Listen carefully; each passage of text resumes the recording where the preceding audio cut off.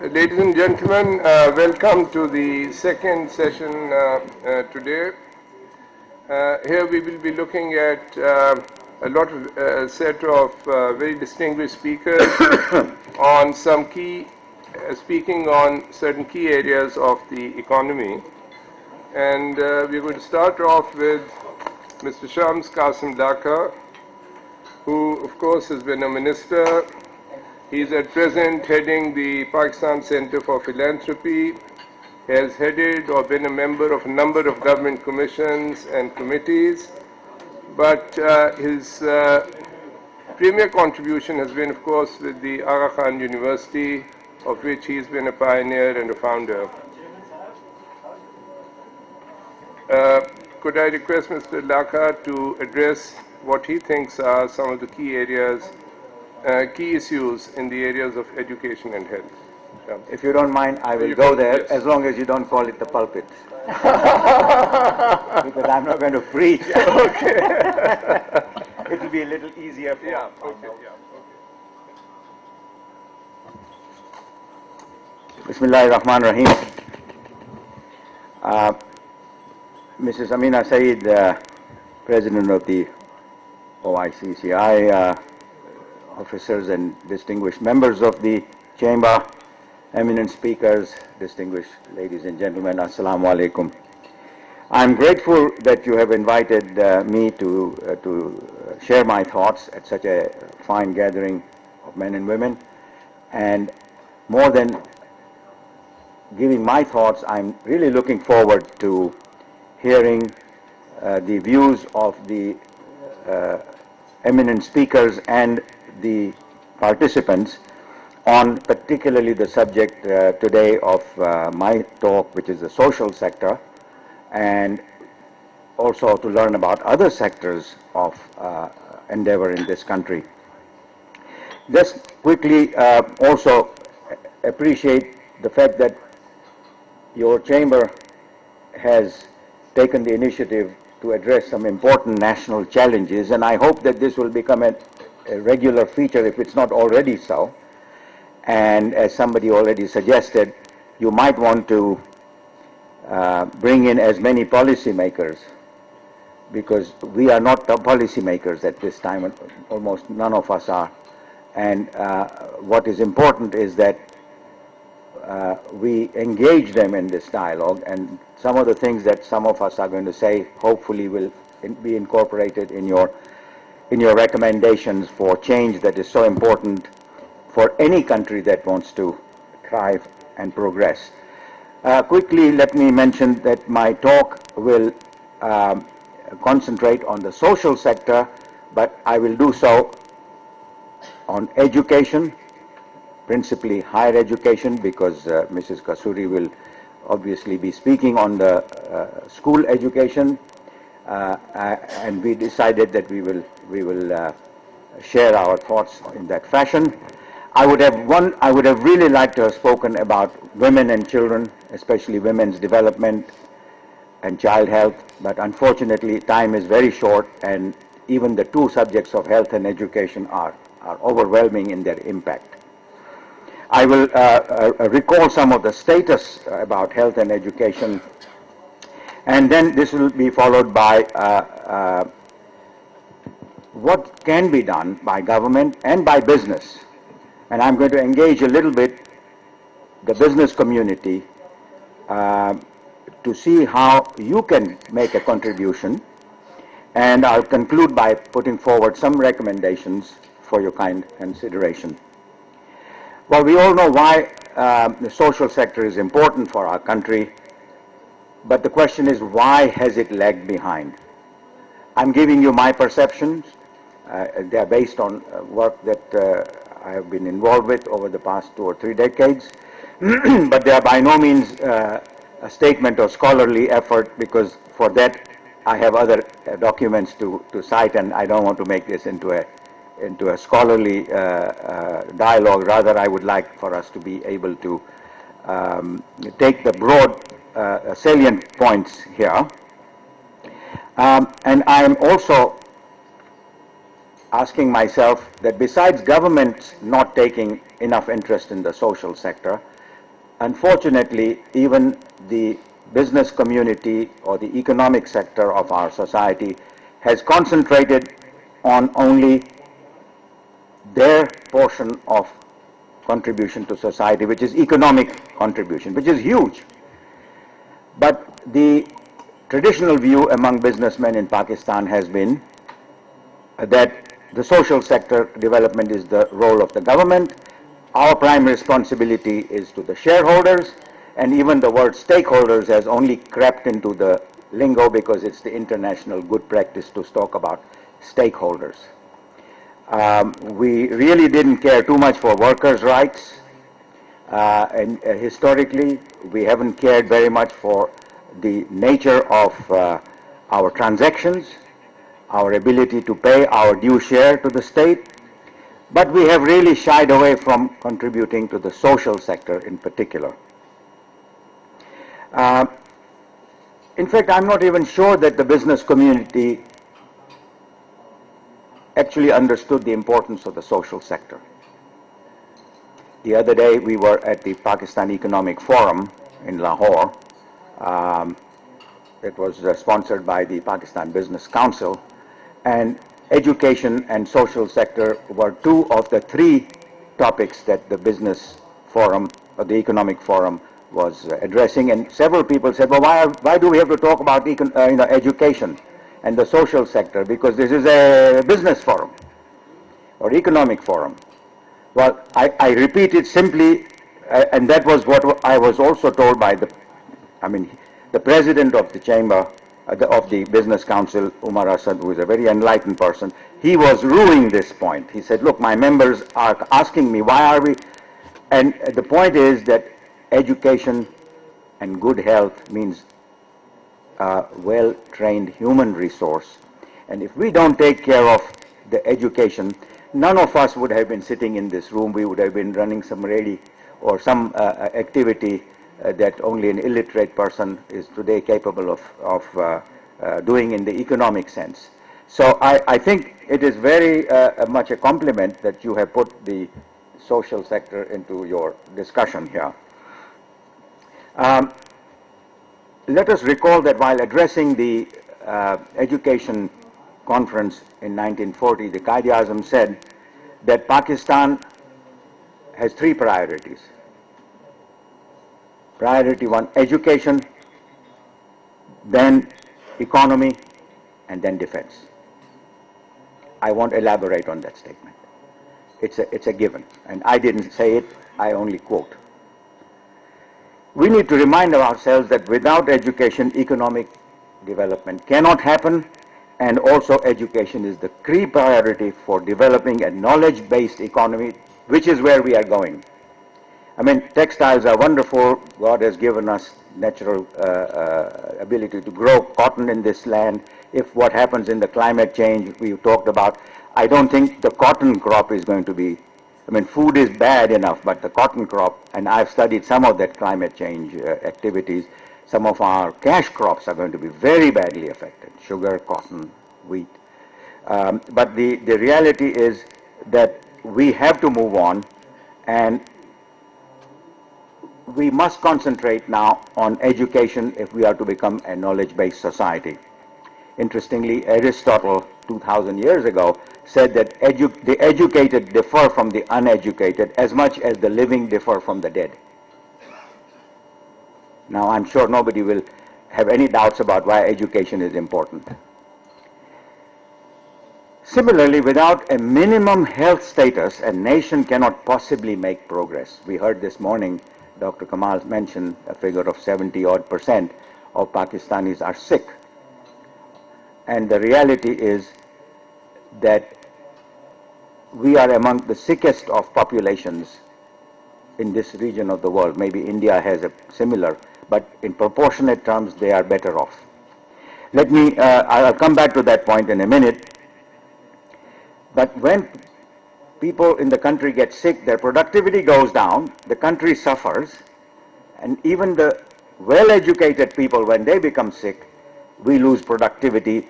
You lose in your own businesses and industry important work hours or work days. And we get into also a drain of your medical facilities budget. So I don't have to explain this to you, but let me quickly recall why I think that Pakistan has got into this poor social indicators. And among these, I feel that we have done as a society a great deal of disfavor to ourselves by encouraging our best brains to seek professions such as medicine, engineering, law, management, accounting, banking, and the armed forces. There's nothing wrong with any of them. They are all important. They are all necessary for economic progress of the family, of the country, of the region. But our society bestows unbalanced prestige and recognition on these professions, to the detriment of many others professions which are perhaps equally important, and we do a very poor job of educating in the humanities and the social sciences. We want people to be engineers and we stream them from class 8.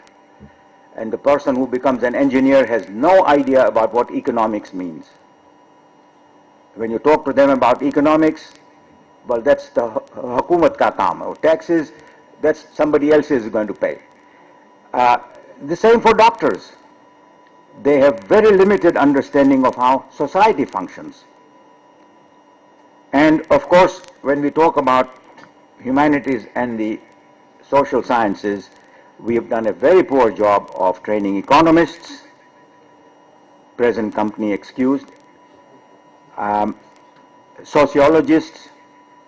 When we say to somebody, go and study philosophy, which is the mother of all learning and knowledge, people laugh. We ask them to be teachers. They said that's the person who was last in the examination. They can go and become teachers.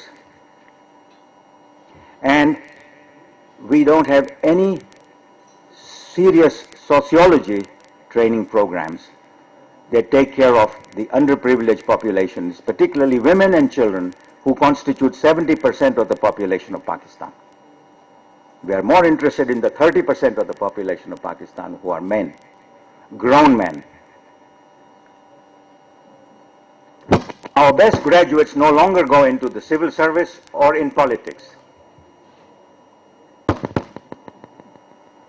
Maybe some of our worst graduates go into politics, I don't know. But certainly, what was the trend about 2 or 3 decades ago, that our best brains went into civil service, that is never now the preferred option. For a variety of reasons, I'm simply requesting you to hold the mirror and look at our society. There's not time enough to go into details. I've got lots to say about it, but this is a very erudite gathering, and I'm sure you will take it to the next stage. But because we don't have enlightened, educated, visionary politicians who have been trained, educated,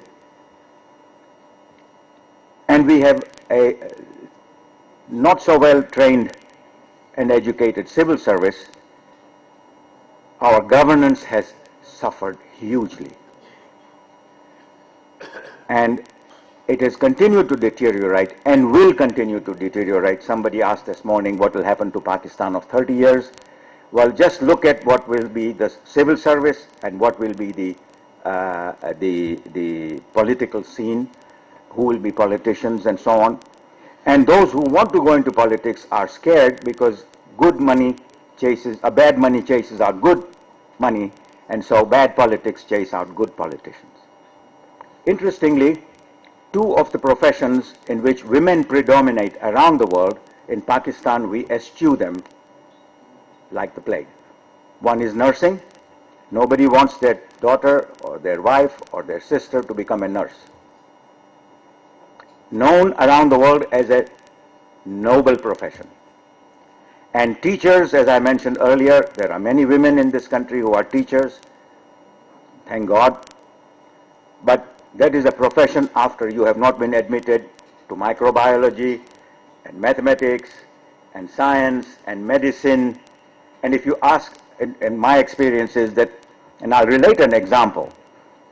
When I was president of the Aga Khan University, and one very influential lady from Pakistan found that her daughter did not get admitted to our medical school, she came to me through a very important introduction, and I, of course, received her.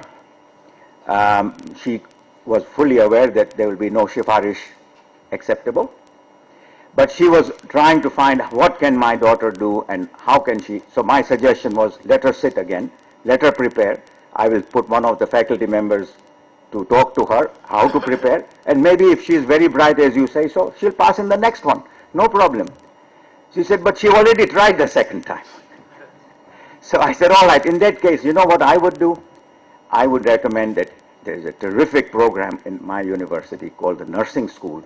If she joins it, she got so wild, she was so wild, she got up and she said, आपकी जुर्रत कैसे हुई कि मेरी बेटी को आप nurse के शोबे में आप दाखला देंगे? She asked me, how dare I suggest that her daughter become a nurse? I don't know whatever happened to that young woman. I hope she ended up with a decent profession. But the mother was the one who was dictating where things go. In fact, we have more doctors. We have 4 doctors for every 1 nurse in this country. Is this what we need? Every time you open, there is another medical college. You see a newspaper 2 days ago, run a second shift. What are you trying to do? Even a school in a second shift doesn't deliver that quality of program. So what is this cheap popularity about having doubled the medical college seats? Teachers, of course, and academics of all kind, we really hold them in very low esteem. My one recollection is that in the 90s, in the late 90s or mid 90s, I was in Central Asia. And I was in a very poor part of Tajikistan.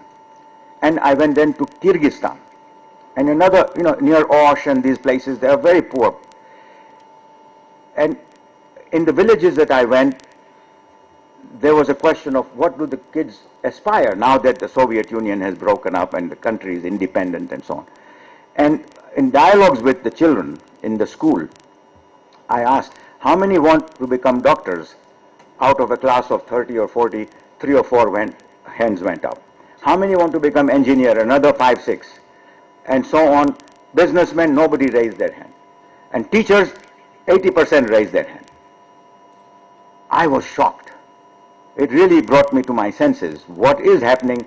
Why are they wanting to become teachers, and why in Pakistan we don't want to become teachers? When I probed into it, I realized that there was, in that village, on every village, the real brain power was the teacher, and the villagers, when they had a difficulty doing calculations or there was a dispute of the land, instead of going here and there and everywhere first to the Communist Party, they went to the teacher, because the Communist Party was there, but this was the informal flow of conciliation and arbitration. And the teacher was respected because of that integrity. This is the reason they were respecting the teacher, because the teacher was providing integrity and gave the correct analysis of the situation. Can you ever see that happen to Pakistan? All of the above, that means that our best brains do not go into teaching and training our next generation. Our weaker intellectuals, if I may say so, are then deployed as faculty members, researchers, and so on, and we don't reward them. If you go to a wedding and your daughter, or you had a wedding of your daughter and you invited all her people, and your old master was also her teacher, and poor fellow came in a torn sherwani, sitting somewhere over there, feeling out of place, but came because the daughter he had taught. We have not given the prestige and the due weightage to Talim, and that, I think, is one of the biggest issues in this country. Let me go on a little bit and focus a little more on education. one of the greatest assets of this country are the 80 million plus young people. And this is the case around the world, that young people are valued as a resource. Somebody mentioned earlier that we are not doing enough for our young people. We have neglected the force and the advantage of demography. And as a result, this precious resource, we have allowed it to be misused and misguided by any and all comers. We have 70 million children in Pakistan who are of school-going age. 70 million.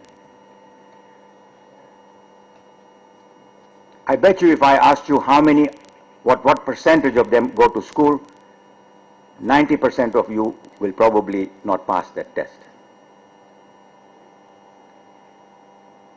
You'd be shocked to know that only 40% of the 70 million, which is 28 million children, go to school of any kind, public, private, anything.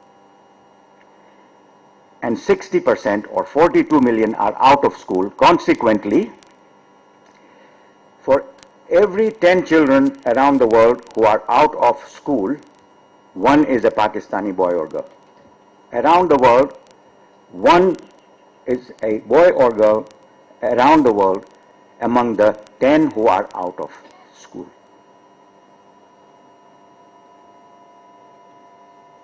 This is nothing shameful or less than shameful for a country that professes to have so many assets of a variety of nature. And those poor students who cannot find a school, then they get enrolled in madrasas, and many of them are wonderful institutions. I have myself gone in there and have sat down and seen how nicely they are taught. They even have secular subjects in many madrasas, but the bulk of them are not enlightened in that sense of the word, and they train whoever is being trained in their system to be a religious person or a religious teacher or Maulvi, and they have very little understanding of what is happening in the economic field, and they turn out generally as being ungainfully employed in the enhancement of the economy of our nation. They do many other things, but then they do also some very bad things which we all have familiarity with and which I don't need to go into.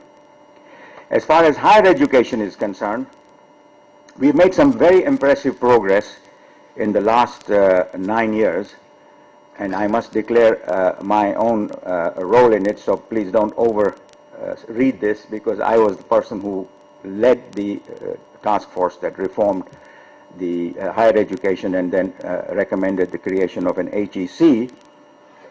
But even with the huge support, funding support and government intentions, would you believe it that only 5% of the cohort that is eligible for university education in Pakistan is receiving or is enrolled in any kind of college or university? 5%. What is the figure in India? It's more than 7 or 8%. Bangladesh, 6%. Iran, 12%.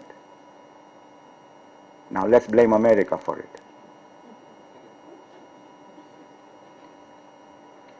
So, when the HEC started to do well and they were given money, stop giving it money because it is hurting the schools.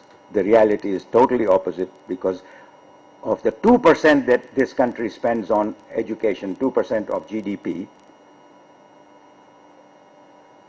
hardly 0.4% goes into higher education and 1.6 goes into school education. And even that very often lapses.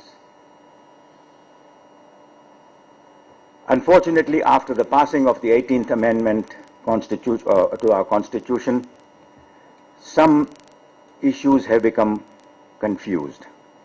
On the positive side, I'm very pleased that they have devolved school education to the provinces. And we should try and make a success of that, subject to certain thoughts I will express. And it will be a mistake if we take the word devolution too literally and leave the provinces to evolve their own approaches on all aspects of education. I'm afraid our thinkers and legislators may have taken the word devolution a little too literally, because it is not without application of mind. You cannot have a country as large and as diverse as this and leave all aspects of education entirely to each province, not even insisting that they talk to each other, leave alone the federal government.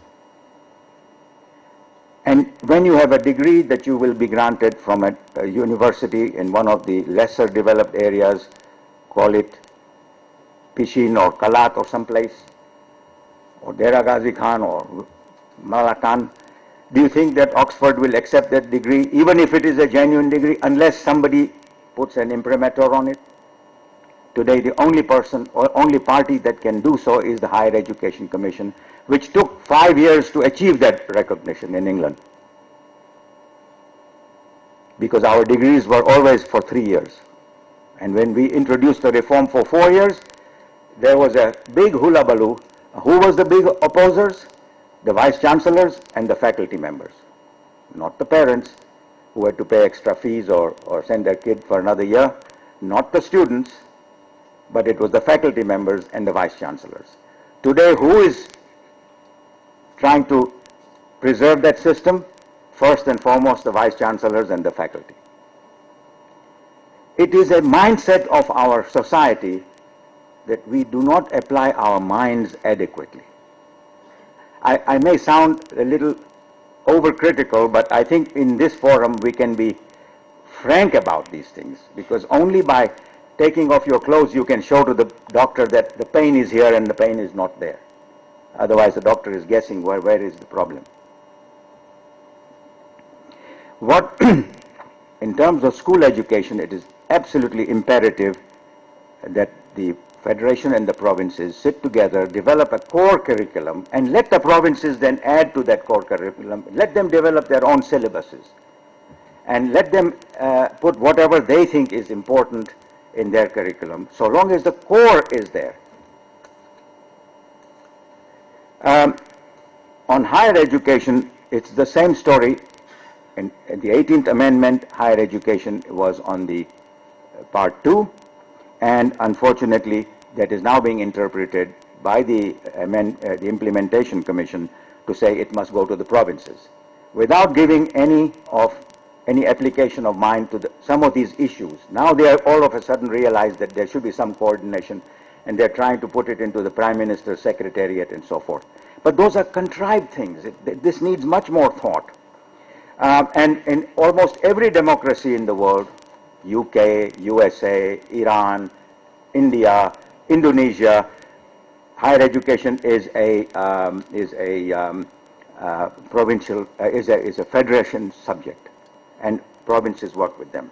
On the health side, we have a similar situation where we have created devolution without any standardization of drugs, without any methodology of creating uniformity. And this is not just education for 10 years. Tomorrow morning somebody taking the wrong drug will unfortunately get into serious trouble. And now they are thinking, what shall we do? Quickly, I want to conclude by noting that reforms in the social sector are perhaps much more complicated than in the economic sector. Because whatever you decide today will take 20, 25 years to show results. And no government has got the patience around the world to wait for 25 years and make investment today and hope that returns will come to somebody else after 20 years, after a generation. So this is something we need to be aware of as a society and project the issue. Also, where nobody pays taxes, where are you getting these additional monies? And I have a recommendation that the 2% that we are now spending on education, for instance, should go up by 0.6% every year until it reaches 5% in 5 years or less. And the money would come from not only the economies, but also the streamlining and even maybe devolution of the state-owned enterprises, which are a huge drain on our economy. In fact, the sad part is Pakistan will not reach the Millennium Development Goals in 2015, the target date. Even 2025 they may not, although 80% of the countries of the world will do so. My plea to you as members of the OICC is become involved in a public-private partnership with the government. In the question-answer time, there may be opportunity for us to discuss more about this. Where will you get the resources? I have some ideas to suggest to you on how you can put some more resources in the social sector. And I really think that the two most important things you can do with the policymakers is to press them to demonstrate a political will to improve the social sector. Because that is the most, money is not the issue, it's governance and political will. Money is not the issue. And then they should create an enabling environment where the private sector can join hands with the public sector, not on its own, but join hands in order to enhance the social sector. And let us just remember that education will not bring a change, but with education, we will begin the process of change. Thank you.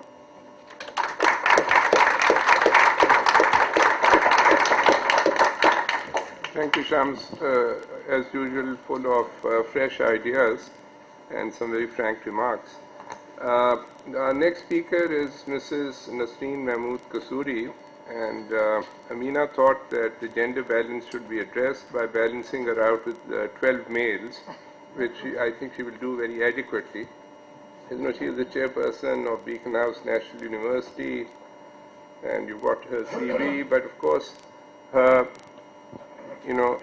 sort of main distinction has been in setting out what is probably one of the largest education systems at the school level, with about 200,000 students now, I believe, the Beacon House system. And of course, she's been also the driving spirit behind the Beacon House National University. Mona, would you like to? That will be a conflict. So, Mona, would you like to speak from here, or would you like to? You will go there. Okay. See, by time you won't be able to pass We are in me the a field slip. of education. Over there. Okay.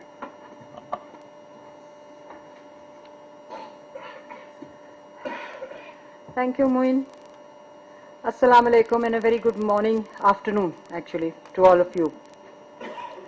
I would firstly like to thank Amina for including education and health, the social sector, in this forum. I only recently was member of a panel which was set up by the Pakistan Business Council, and they also we also had discussions on education and health in that panel. So it's good to see that the captains of industry are now thinking of health and education as important issues to be addressed. I just wanted to comment on what Dr. Lakha said about nurses and teachers. He's quite right. Nursing and teaching are two very noble professions, but very few people, very few women actually now want to be nurses or teachers. And it is something that there is something that needs to be done to add respectability to these professions. It reminds me of something that I read some years ago, which said that all A-grade students become doctors, engineers, professors, and scientists. B-grade students, present companies exempted, do their MBAs and they become businessmen, industrialists, and business leaders. The C-grade students become politicians and rule the first two. And then the D-grade students become the mafia, the criminals, and rule the first three. So that's how it goes with being an A grade or a B grade. But as things are at the moment, ladies and gentlemen, in a country where 25 million children between the ages of 6 and 16 are out of school, and the education budget, their actual budget is 1.5 of the GDP. The situation spells disaster in every sense of the word. Unfortunately, investment into education does not yield visible and fast enough results to help win the next election. So most of our rulers, while paying lip service to education, do not make any real effort to address this very crucial area. Some of us who are in education live with distressing figures on education every day of our lives. But some of the facts and figures that have been revealed in a recent report of the Education Task Force, depressing though they are, but at the same time show that there is hope for us even now if we put our act together. We are a poor country, but that cannot be an excuse. We cannot use it as an excuse, according to this report, because there are 26 countries that are poorer than us and are sending more children to primary school than we are. Even Bangladesh is on track to meet the Millennium Development Goals. This same report has described the education emergency as a self-inflicted disaster, the economic impact of which is as expensive as a flood every year. The crisis in education is as bad as it can get, but at the same time, if Chile can increase its primary enrollment from 74% to 95% in less than 20 years, why can't we? If the Indian state of Madhya Pradesh can teach 2.5 million grade 5 children to read in just 2 years, why can't we? If Brazil's literacy rate can jump from 49% to 73% in just 3 years, why can it not happen in Pakistan? I would like to quote again from the same report compiled by the Pakistan Education Task Force. This document, after having studied some of the world's fastest improving school systems, has listed out 3 common factors which have been instrumental in triggering a successful program on education reform. Let us see if we qualify on one or more of those factors. A political or economic crisis. I think you will all agree that we qualify on that one hands down. The impact of a high-profile critical report on the education system's performance. There have been many, and each one more critical than the earlier one as the situation continues to deteriorate by the day. But it seems they have not had the impact on the hearts and minds of our leaders. The energy of a determined political or education leader, or both. We certainly don't qualify on this one. The leaders past and present have shortchanged education and continue to do so even today. As stated earlier, it does not give immediate political dividends. I represent the private education sector and I am associated with both the for-profit sector and also the not-for-profit sector in the form of the Beacon House National University. The private education sector is one of the most vibrant sectors in this country. If we were to calculate the resources that are committed to education through the sector, I'm sure it would account for at least 1% of the GDP, if not more. So if we talk about 5% expenditure on education, even if we were to reach a 4% figure, I think we would be there because the private education sector is also contributing in a big way to the education. From the data currently available, one can see that private education providers have responded to the needs of the population they serve, and contrary to popular belief, private education is no longer the exclusive domain of the well-to-do elite. Every Kachi Abadi and many rural areas now have private schools with varying fee levels and some as low as ₹100 a month. This sector has the capability of delivering more if its energy is effectively harnessed by the government. The very contrast in the performance of the government and the private sector has resulted in an adversarial relationship between successive governments and the education sector. Having said the above, I do realize that every country has its own imperatives and every situation is unique.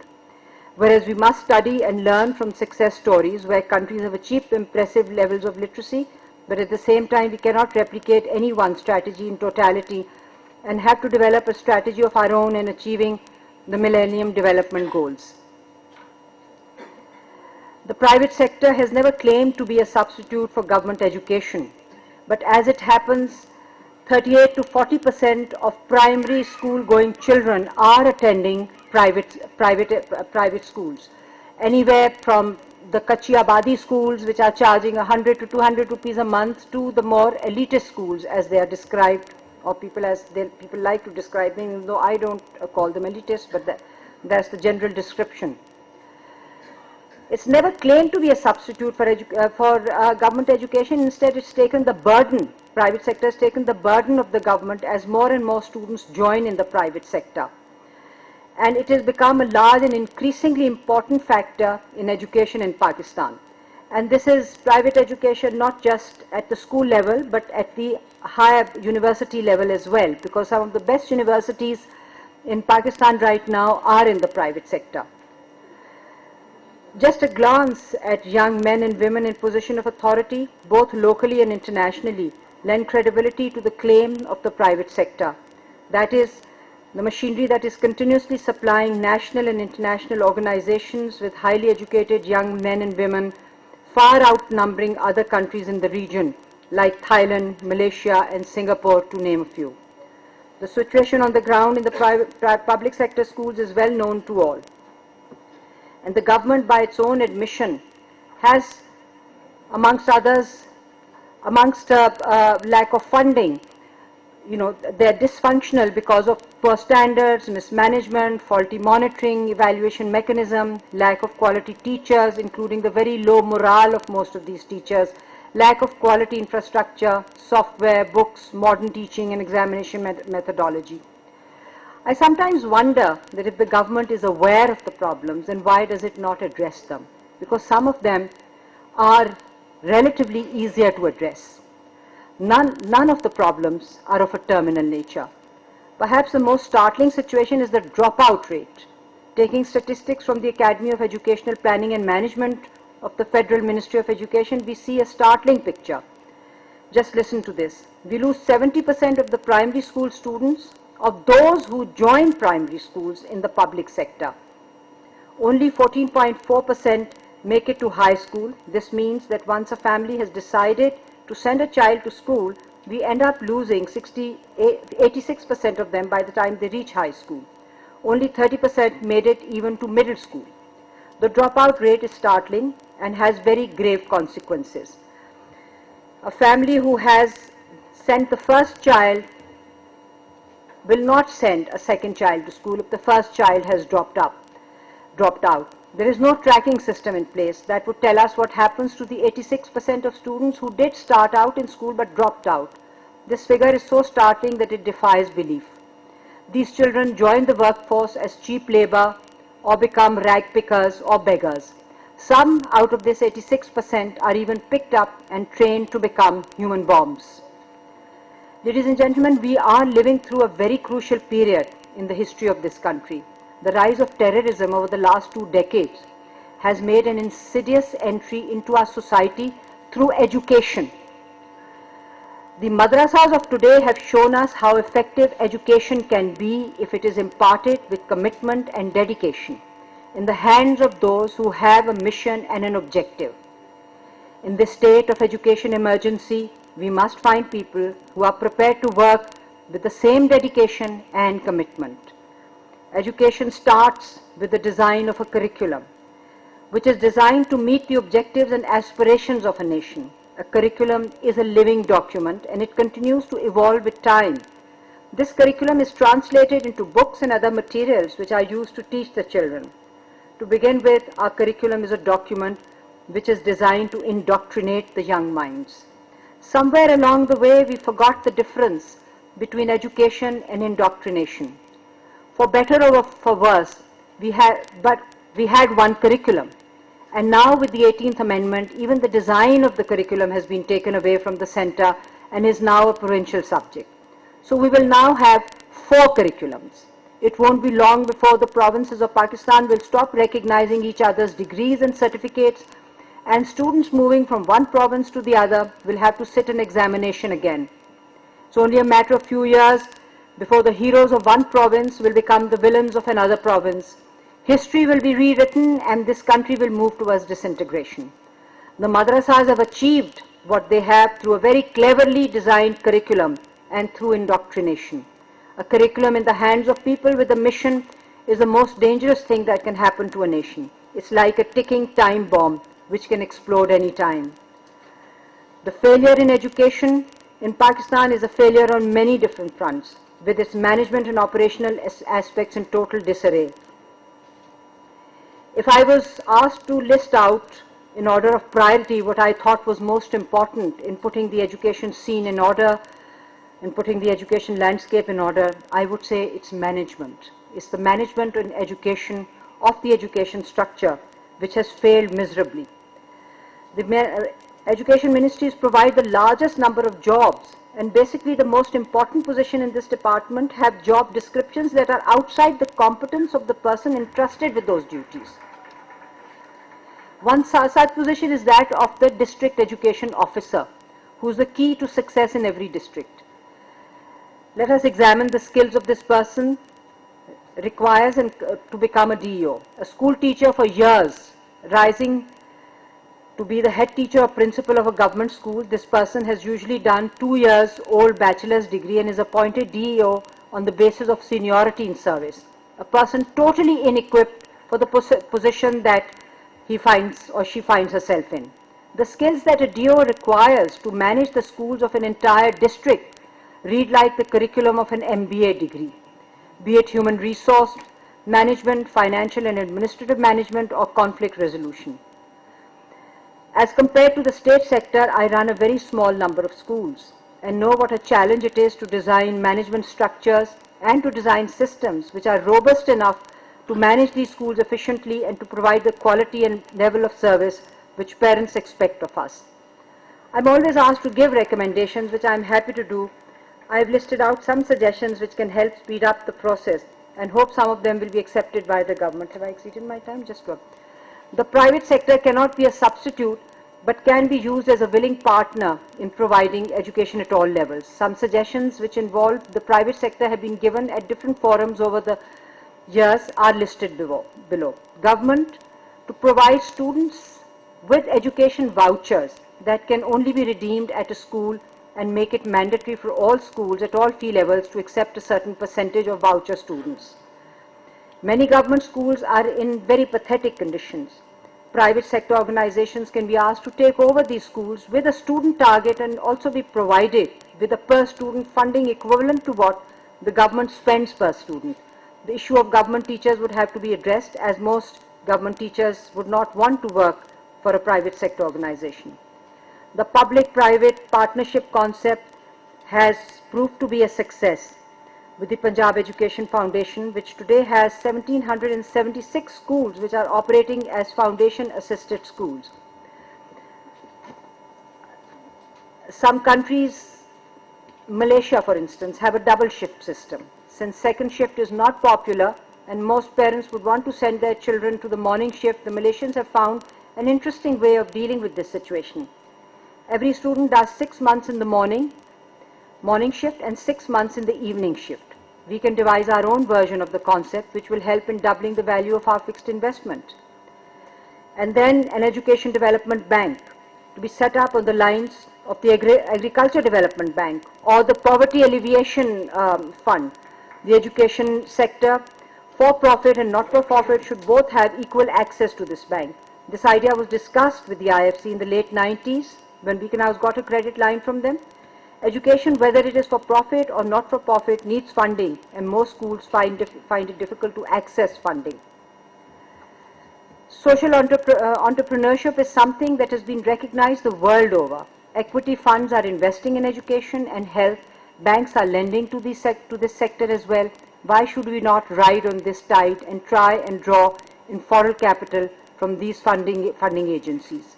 It goes without saying that the government has to commit at least 5%, if not more, of the GDP to education, but under the present conditions, we do not have the capacity to absorb even this amount. This amount will give us greater mileage if some of it is routed through the private sector. I end on the note that the solution to the crisis in education is still possible if a leader with a vision comes forward to adopt this orphan. Till then, ladies and gentlemen, let us look upon this sector as an area of corporate social responsibility for all of us. It will limp along and wait for the day when that Messiah comes. Thank you very much.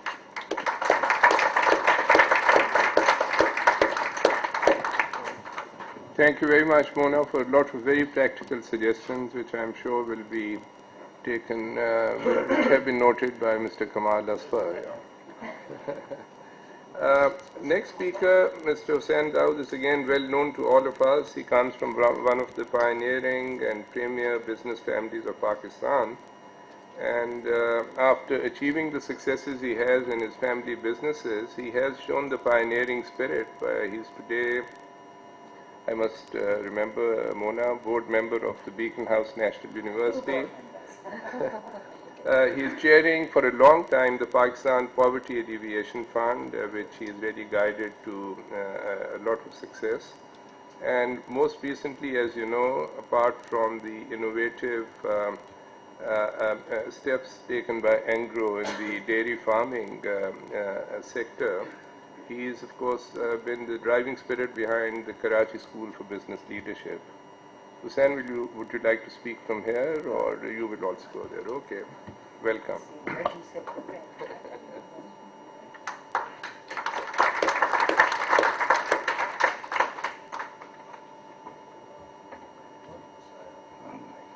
Bismillahirrahmanirrahim. President Mina says, distinguished ladies and gentlemen, thank you so much for giving me the opportunity to address you here today. I'm going to speak from the heart.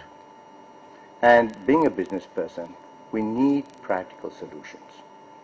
We need to know how to go forward. There are myriad problems, and they have been eloquently identified, and they say that 50% of the solution is understanding what the problem is. Now the question is, how do we take it forward? We are today in a situation which I would say is akin to a person who's involved in an accident and is now in serious health difficulties. He goes to a specialized institution which deals with trauma. He doesn't go to a hospital. And the approach of the doctors there is entirely different from the approach that you have in doctors in a normal hospital. We are in trauma as an economy. So we've got to think of ways to take action which will ensure survival.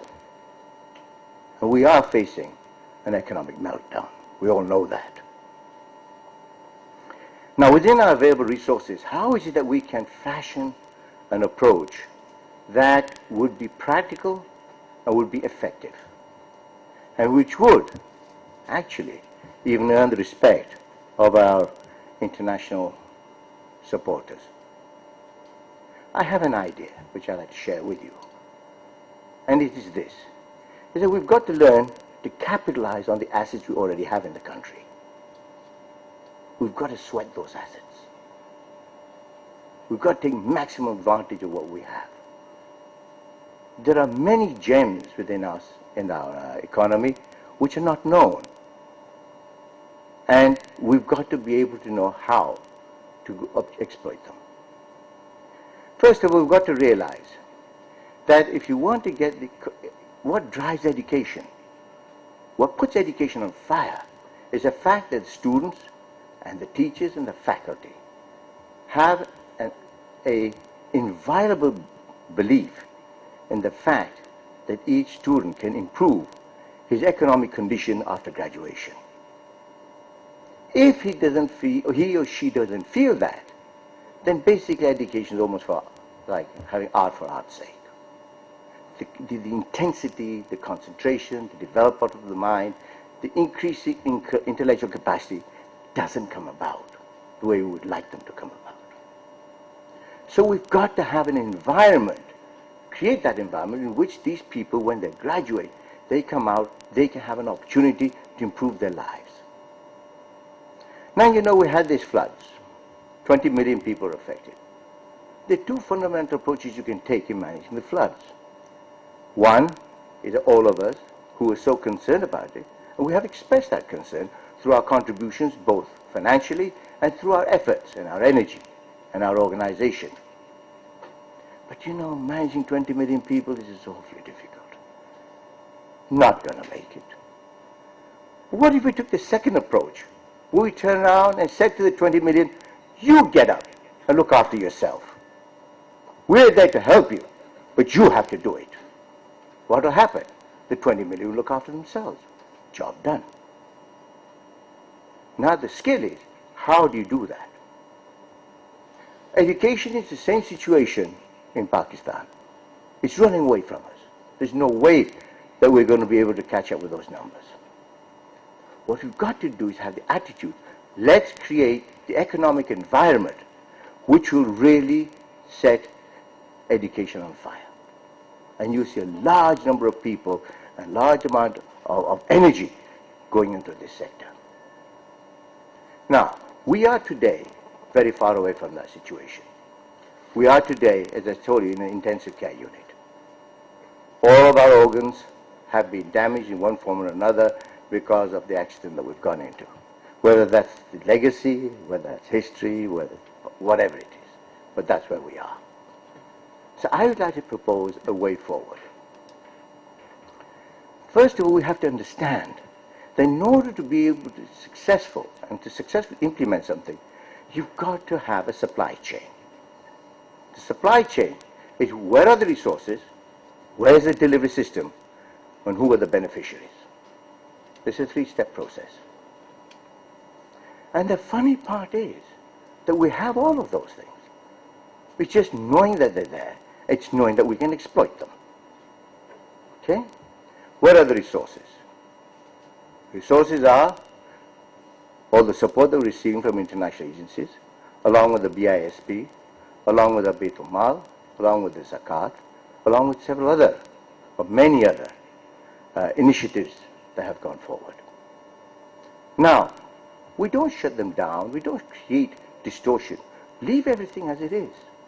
All we do is divert some of that funding towards creating a pool which could then be utilized.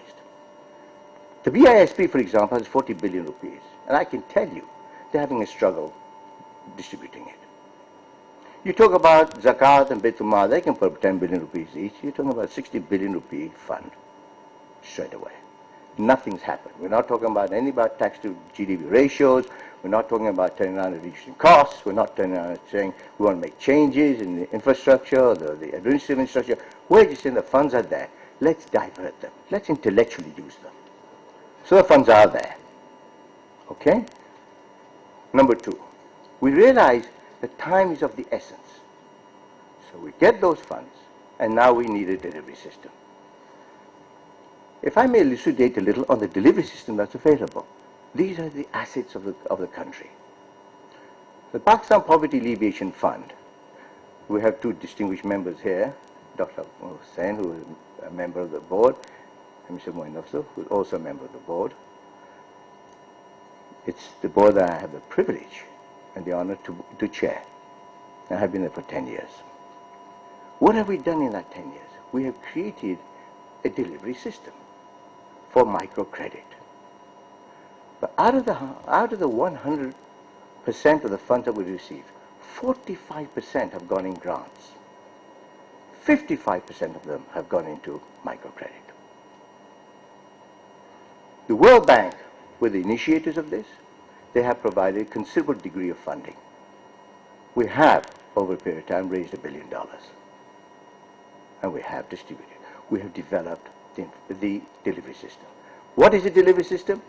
Basically, instead of setting up another bureaucracy, what we decided was to take the existing organizations, the NGOs, and to work through them. So what we did is we knitted them all together into a system. The beauty of it is this, is that you can have a small management system by delegating. The biggest problem in Pakistan is control.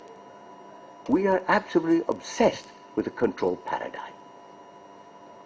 We should realize that we need to trust others. We need to delegate within a controlled environment, but not micromanage. So we in the poverty alleviation have done just that. Every single partner organization that we have is independent, has its own board, its own decision-making system, is entirely independent. What do? We give them the money, they come to us, They say these are requirements, we evaluate that, we work with them, we make evaluations, we do due diligence, and then after that we come to a conclusion with them how much funding they're going to get and in what form.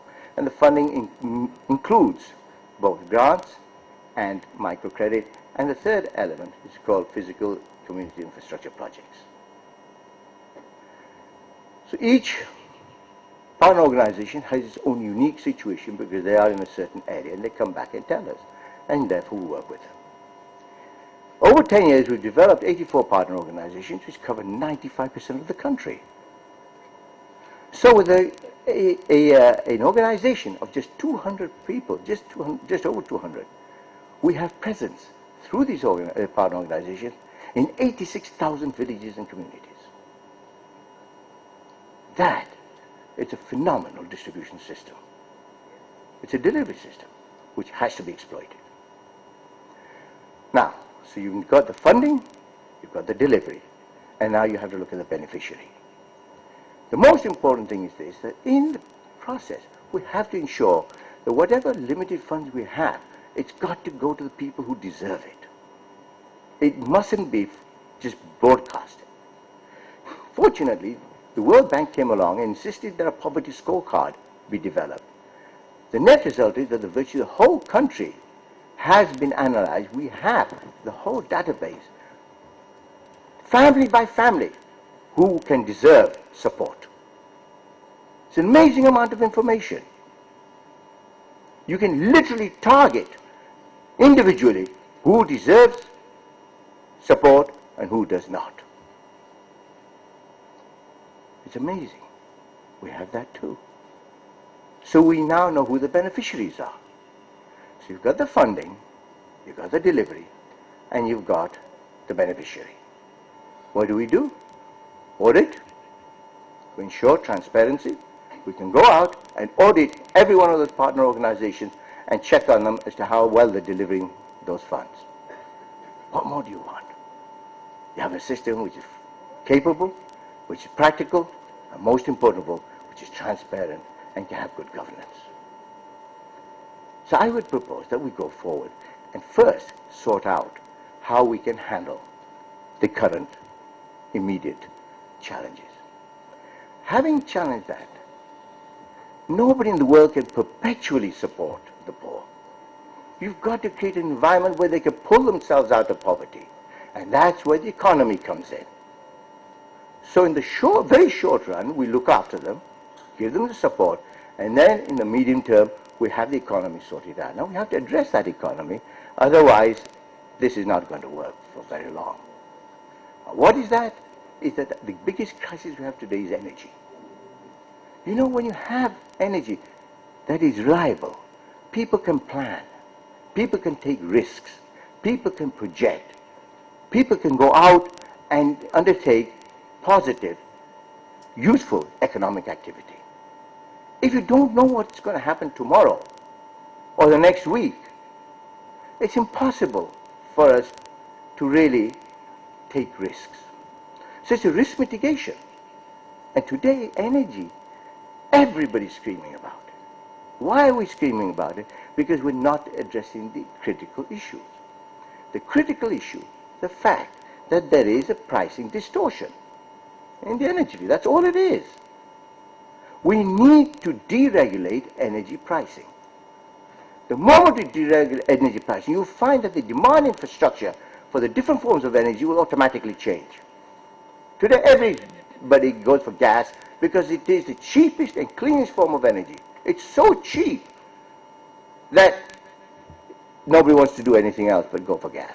And so you see these incredible distortions and lobbying and going backwards and forwards on everybody trying to get gas. And we know we don't have enough gas for everyone. So what you do? Raise the gas prices. Immediately the infrastructure of demand will change. When gas prices become similar to the other forms of energy, then you'll find that people will start to look at the situation differently. Now, the moment the gas prices rise, it creates another opportunity. And what is that? Is that we can now import energy. What's our problem today? Is the lack of sufficient energy. So we can import energy through LNG. When LNG comes in, gas, then you will find you have a situation where you can turn out and start to provide energy in a more, less political, much more reliable form.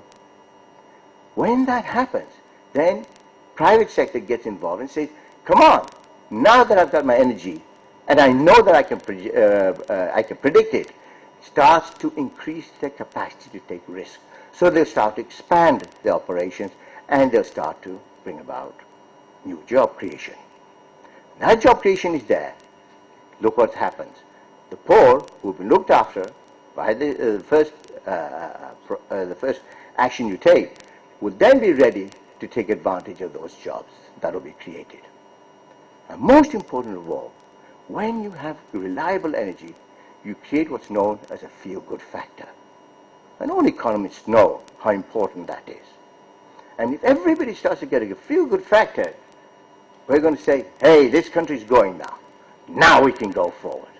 And that is what will make the difference to our country. Then you'll generate the funds that you need for all the social initiatives you want to take, education and health, because you are now earning your way in life and not depending on others to constantly bail you out.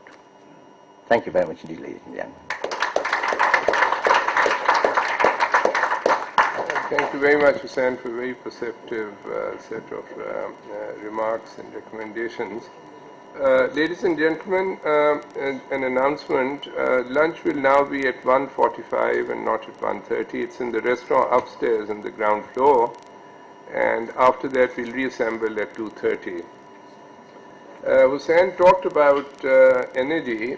He was anticipating where we are going now because one of the sectors Amina and I thought were very key was energy. And we have with us Mr. Farooq Rahmatullah and Mr. Abbas Bilgrami, who will both be addressing these issues and talking about some of the points which I think Hussain hinted at. As you know, Mr. Rahmatullah is one of the most experienced and key persons in the oil industry in Pakistan. He led Shell and took a lot of very innovative steps there, but I've seen him, for instance, from a distance, but fairly close distance, working as chairman of the Civil Aviation Authority, and one could see how he brought so much sense to a lot of the problems they faced. Mr. Bilgrami is at the moment, heading is the focus group on energy, the energy expert group. He's director of ProGas Energy, and he's actually a person who's been very much involved with this LPG issue and the marketing issue. So I'll just stop there and hand it over to Mr. Rahmatullah and Mr. Bilgrami.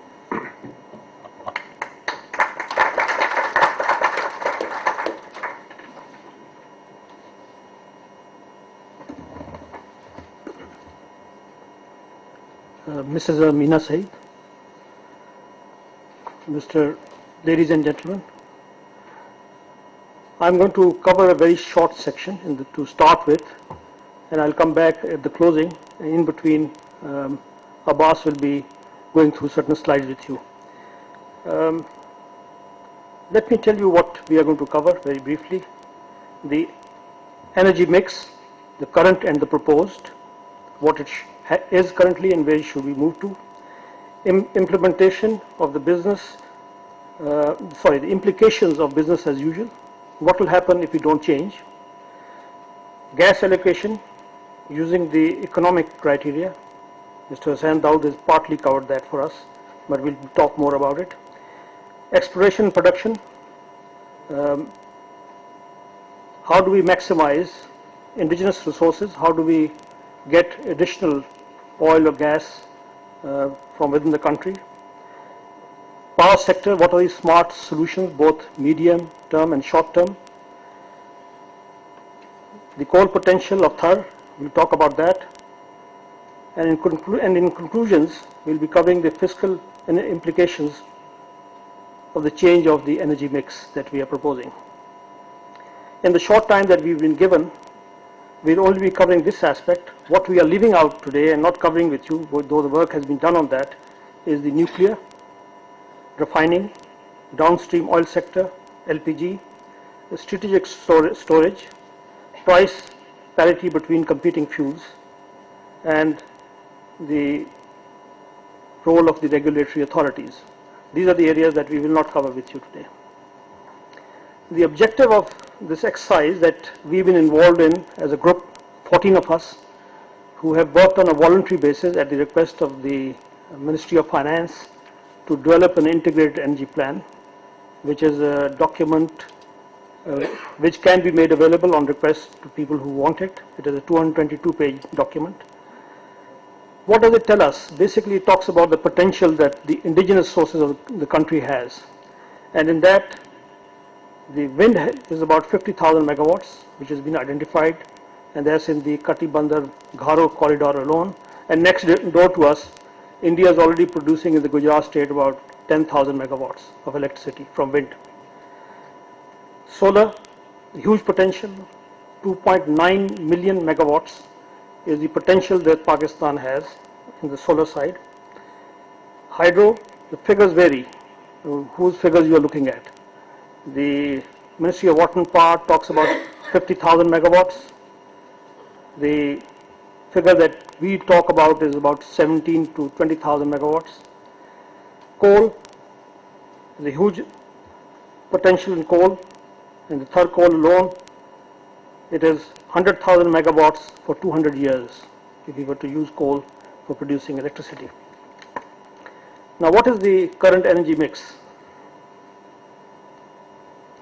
If you look at these two pie charts, they've been worked out on the nominal GDP growth of 2.5 to 4%.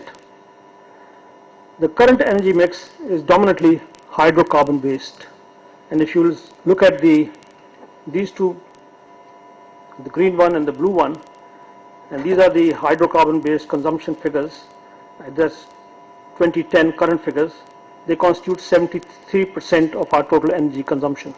That's gas and oil, as you know, is mostly imported. What are we proposing? We are proposing that in 2025 we change this energy mix, and we have to do it because I will talk about the affordability of it. It comes down to 48% gas and oil. That is a reduction of 25%. And what do? We bring in more hydro, we bring in coal, we bring in renewables, and we increase the nuclear aspect of it.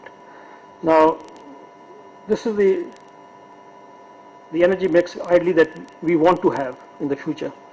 And whether it can be done, we have carried out studies, analysis, and the conclusion that we have come to is that yes, the 2025 energy mix can be achieved, can be carried out, but if we continue to do business as usual, that is, leave it as it is and continue to allow the external forces to drive our energy mix, we will be in a serious problem, because by the year 2025, your import bill from the current about expected 12 billion for this current year will go up to 124 billion by 2025. Obviously, the country cannot afford such a heavy import bill of 124 billion. So the choice is limited. We have to look at other means, and we have to change our energy mix. That's the strong message that we are giving. This is the part of the gas allocation using the economic criteria, that you give the gas to where you get the maximum return as far as the economy of the country is concerned. Abbas will take you through this and through the EP sector.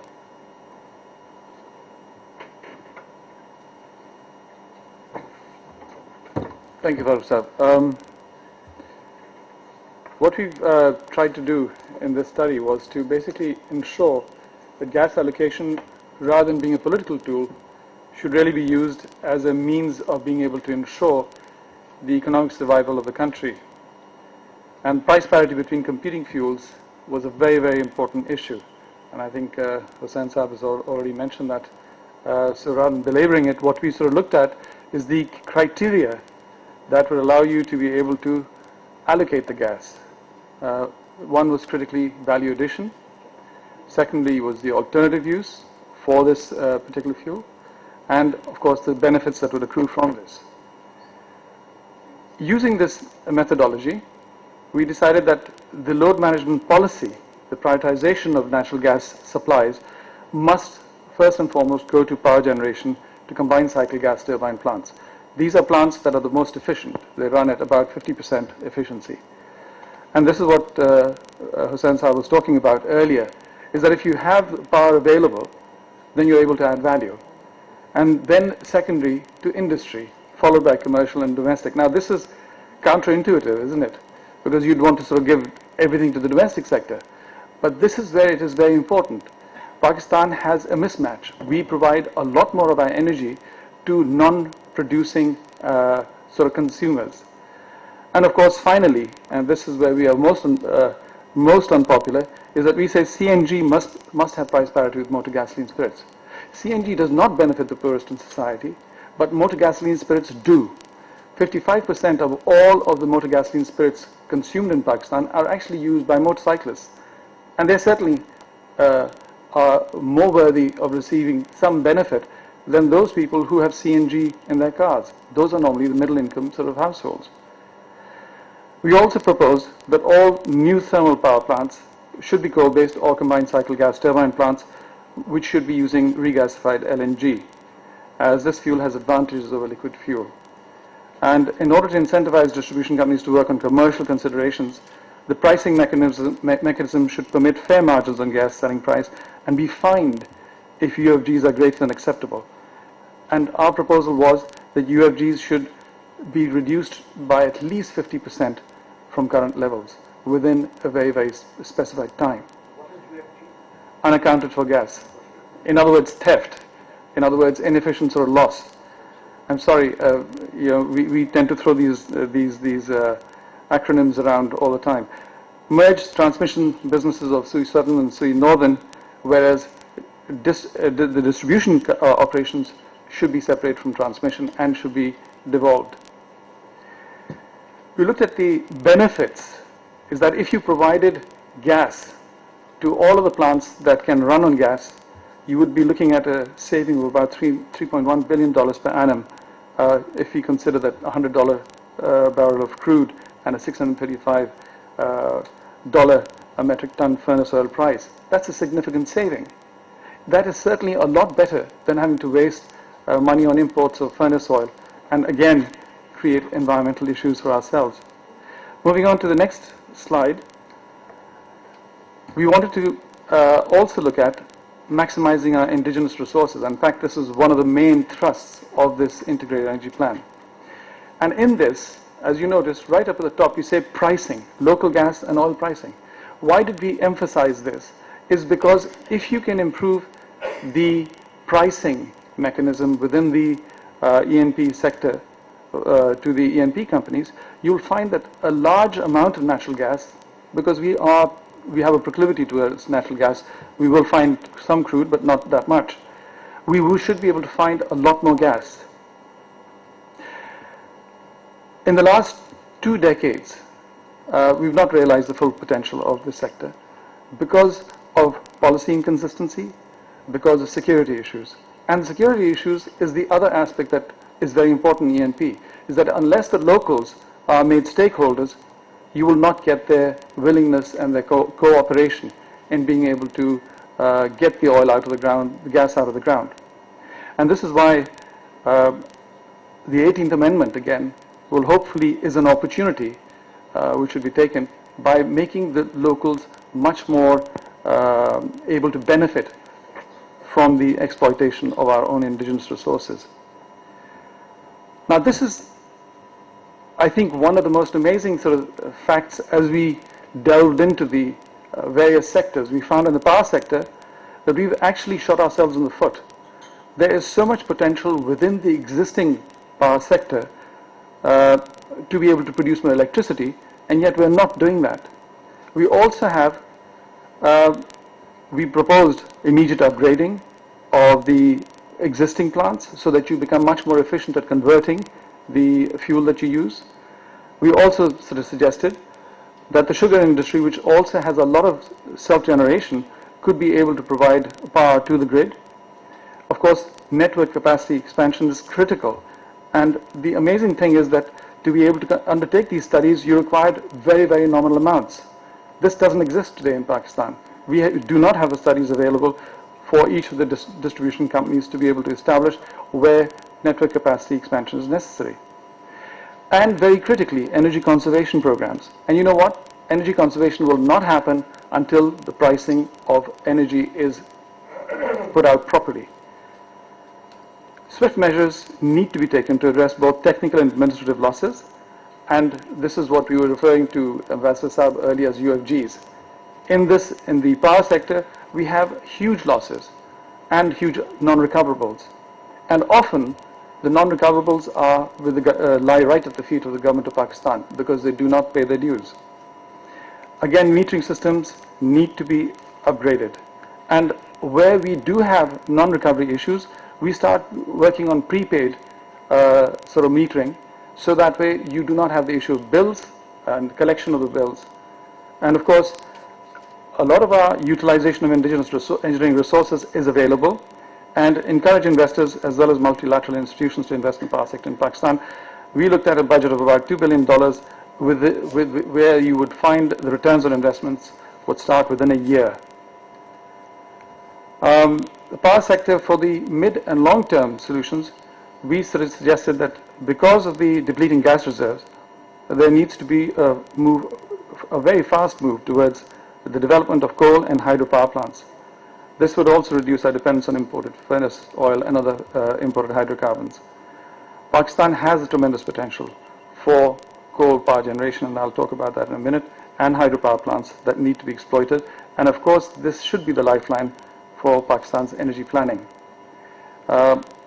Baseload power plants of 1,000 to 1,500 megawatts should be installed to reduce the energy gap, and baseload power plants with an estimate of about $1 million to $1.1 million per megawatt are available. We need to have the right kind of fuel for that.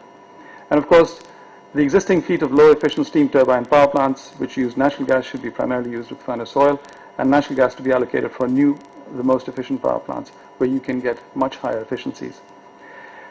And of course, renewable energy resources, which Farooq Saab referred to, where we do have wind power potential and we have solar power potential, and of course what is not mentioned there, which is renewable as well, is hydro. Third, which is the most exciting potential here, has not really been developed. I mean, if you were to look at Pakistan's reserves, they equal 2,000 TCF equivalent in natural gas, and 50 billion ton oil equivalent, if you look at that, which puts us with the oil reserves equivalent greater than Saudi Arabia and Iran. We believe that the critical thing here is infrastructure which is needed by the country. If this infrastructure becomes available, then this would be one of the major things that would be needed to be able to push the Thar coal power project into becoming a reality.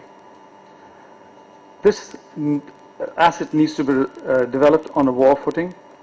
But just to give you an example, a statistic which is very important to bear in mind is that total exploitable ignite reserves of 1.57 billion tons is equivalent to 5,000 megawatts for 50 years. And if you look at that, you've got potentially 185 billion tons here. Farooq Saab, over to you.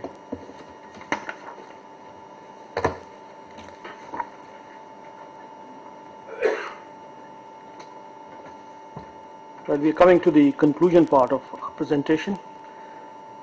What are the important aspects that need to be implemented? We have recommended that in the absence of a Ministry of Energy, there should be formation of a National Energy Authority, which is empowered for implementation of the Integrated Energy Plan. This was in principle accepted in certain quarters of the government, but it hasn't seen the light of the day so far. The second aspect is capacity building of institutions within the government and public sector companies. We find that both within the ministries and also in the public sector, you do not have the required requisite expertise that you need. So that is important if you want to go ahead and solve your energy problems for the future. The resolution of circular debt, which is currently about 450 billion, The only way that you can solve this is that you start recovering the cost of generation that is the GenCos are currently doing, but there's an aspect of their inefficiencies which needs to be handled also before you start recovering the actual cost from them. Implementation steps to generate additional power from existing capacity. This we have worked out and identified is 2,500 megawatts by life extension, and this can be implemented within 6 to 12 months. The plants are all obsolete, investment has not been made in them, and that needs to be done. Implement prioritization of gas allocation with immediate effect. We told you that what the priority should be power, industry, and you go down that way. And CNG, we have a question mark. We should be a competing fuel with motor gasoline, same price, and that will allow more electricity to be produced.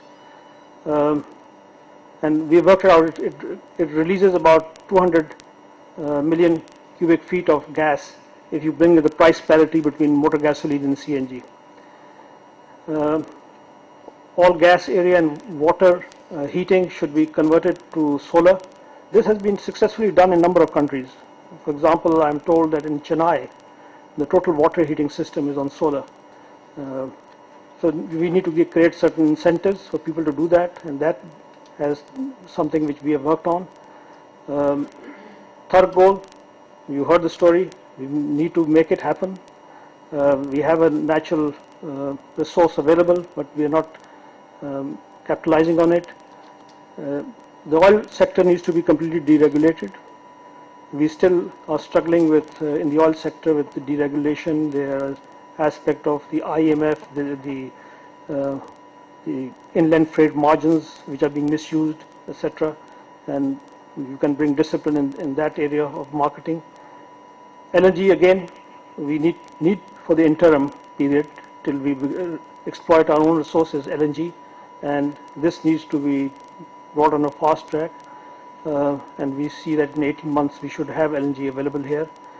E&P sector pricing and security issues need to be resolved, and the implications of the 18th Amendment. The 18th Amendment issue, as far as the exploration companies are concerned, has brought their work to a standstill because there are issues between the province and the federation.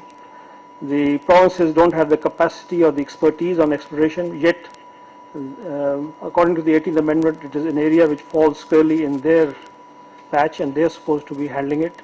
So there has to be an interim period in between which needs to be handled and managed, otherwise your exploration activity will come to a standstill if we do not resolve that. So that is a very serious concern of the exploration companies. With that, ladies and gentlemen, thank you very much.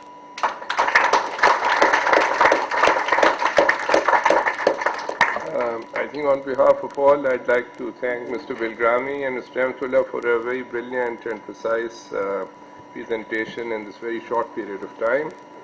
Thank you very much indeed. Now, we have about 5 to 10 minutes for a couple of quick questions. On over there, yeah. Well, although I have questions for Mr. Laka and Ma'am Kusuri, but because of positive time, I go straight to Mr. Amtullah and Rami. Actually, sir, the thing is that you talk about the energy mix, and obviously you also talk about the coal project. The fact of the matter is that even though 1,500 to 2,000 megawatt, which is being recently added to our national grid in last 3-4 years, almost all of them are hydrocarbon based, either mainly oil and then the rest of it is gas. Not only that, in 90s, the 4,000 or 4 to 5,000 megawatt is added is all hydrocarbon based, and we have been listening since ages. This we have so far not been able to develop this coal project, and we have this much reserve, which is so much times to then Saudi reserve or whatever. May I ask you, sir, what exactly is hindering us in developing that coal project? Otherwise, our import bill kept on rising, and we were just listening to these sort of numbers and other things, but what exactly the reasons? What are the reasons? I would want to know actually whereby we are not able to get that. A lot of this stuff has been talked about in this document, and in fact, just behind you is a gentleman who was involved in the writing of this document, one of your colleagues. MQ is right there. The coal sector is, unfortunately, a serious problem in that the reserves are there. We know that there is a potential to be able to produce hundreds of thousands of megawatt from this. But you know there are several issues that are there. One is that you do not have the infrastructure available to be able to do the mining, to be able to exploit the coal. You don't have the water, and you don't have the grid to be able to export this power as well. Okay, so all of this has to be built. It's exactly the same in Diamir Basha. You can build a dam there, but how are you going to export the electricity? So there are these issues which need to be resolved. And again, this part of the presentation that I referred to was developed with the assistance of Khalid Mansoor, who's with Anglo Energy. And we had a fair amount of discussion, exactly the same questions like you asked. Well, this is the kind of sort of thing, this is the gold pot at the end of the rainbow. Well, actually, you know what? The first 600 megawatts will be in production. Hopefully, these people will make it happen. And it's the very first project which is the most difficult. Because once you've gotten through the eye of the needle, you will start sort of seeing other projects come up. The big thing here is the infrastructure. It is a slow build-up. It will happen. But this requires political will, and for this, implementation. The issues of the provincial versus federal government have, I think, been resolved to a great extent. And I think, you will find that there's been a great deal of progress on this as well. Funding is going to be critical for all of these projects, because we are not going to get funding from overseas, because for some reason, they may, the US may produce over 50%, and other countries may produce 60% of their power from coal, but they won't allow us to produce power from coal because it's supposed to be a dirty fuel. So, I mean, I gave you infrastructural issues, I gave you political issues, and the third thing is, of course, is this needs to be funded from within our own internal resources. And I think Hussain Saab spoke about, raising internal resources.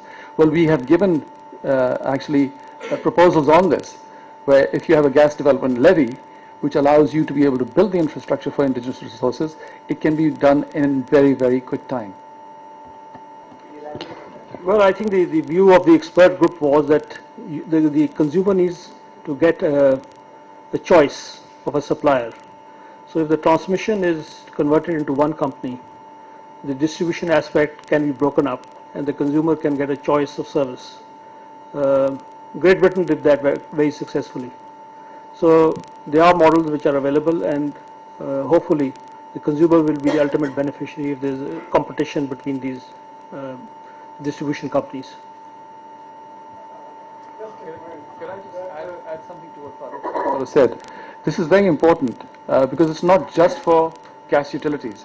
It is also necessary for power utilities too. The grid must be maintained, possibly within the public sector or public-private partnership. But the last mile delivery, if you want to cut down on UFGs, unaccounted for gas, and if you want to get rid of line losses and create more efficiencies, you will need to bring that thing down to, community levels. Because remember, one of the questions that is being asked is KESC doing the right thing by cutting off people who don't pay their electricity bills? In those communities, they have greater load shedding. Well, you know what? This has been tried and tested. Nothing new in Pakistan. All of this has happened before in other economies. And we can learn from those economies. And those necessary efficiencies will come about by restructuring these large public utilities, these monopolies, and by creating more options for consumers. Ultimately, it's the consumer who's most important here, isn't it? Because if you're going to be charging them a fair price, then you can also create value for them by allowing the investment to come from the private sector and giving optionalities for delivery of service. I hope that answers your questions very well. Sir, you have just mentioned that there should be another levy for this so that quick money can come. But in Pakistan, to put a levy on anything, it has been a very bad experience. We are still paying East Pakistan Flood Relief Fund for levy. We are still paying. Then there was a levy for education. How much amount was put into that ICRA surcharge? Where is that ICRA surcharge? So this should be some kind of innovative way of getting that money and not levy, as you said, because government will put immediately that levy, and then where the money will flow, will go, that will. Sir, can I answer that question? We did actually refer to this as a carbon tax, and the previous finance minister had no end of trouble trying to sell this.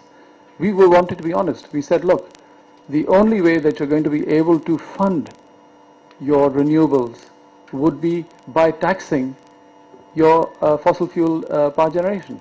And you know what? It was shot down. So what are you going to do? Right now, how much of your money, and you can answer the question to me, how much of your tax bill comes from the PDL, Petroleum Development Levy? So, sir, we have to understand what are the circumstances in Pakistan. We live on indirect taxation here. If you talk about direct taxation, that opens up Shabbar Saab's thunder, and we will not sort of steal that. So we will leave that for him to answer. This has to do with an infrastructural issue and a mindset in Pakistan that somebody else will come and pay the taxes. The cheapest form of power available in Pakistan is hydel power. And for the last so many decades, there were political issues which hindered the development of dams. But my question is, barring these political issues, given the environment issues which we have, the rising of the temperature and the scarcity of water going forward, is there feasible to make dams? Is this for the next 30 to 40 years?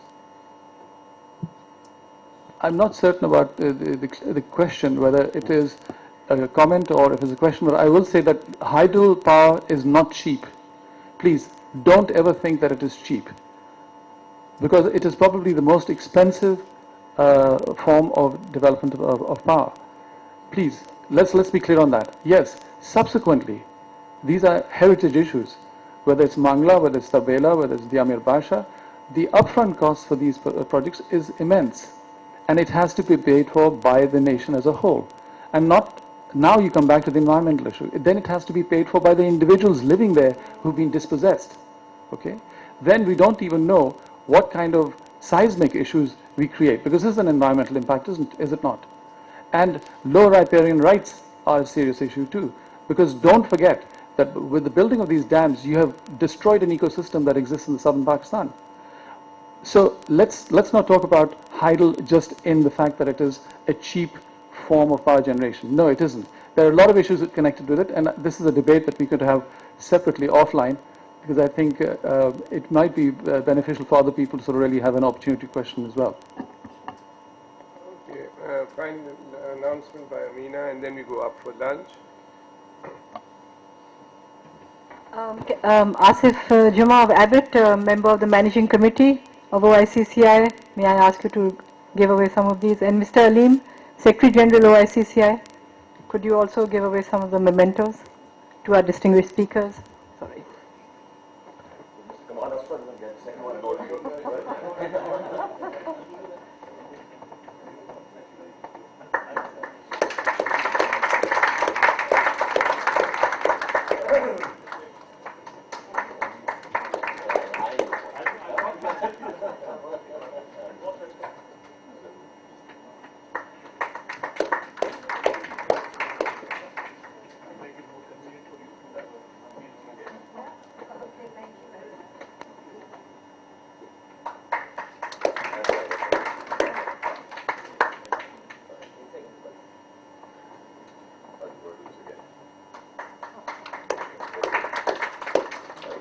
Thank you. Okay, go up for lunch. Come back at 2:30. Yes, please join us for lunch in the restaurant on the ground floor, please. Thank you. Ladies and gentlemen, we are starting the third session. I think there are some stragglers still up, but they should be joining us soon. But as you can see, we have a full house here as far as the speakers are concerned. And many of the issues we've discussed earlier this morning really, in the end, depend upon the overall economic environment, and the tax issue, the savings issue has been coming up again and again. So I would just request the speakers, although each one has been given a sort of specialized subject, I think they should feel free to speak on the issues that they would like to in terms of the macroeconomic outlook for Pakistan. For those who may not have been there in the morning session, the format we are following is a very informal one and one which is an interactive one. We would like the speakers to speak for about 15 minutes each and to highlight the issues or points so that we get about 45 minutes to an hour for a question answer session towards the end. Now, the first speaker this afternoon needs little or no introduction. Dr. Ishrat Hussain, who is at the moment head of the IBA.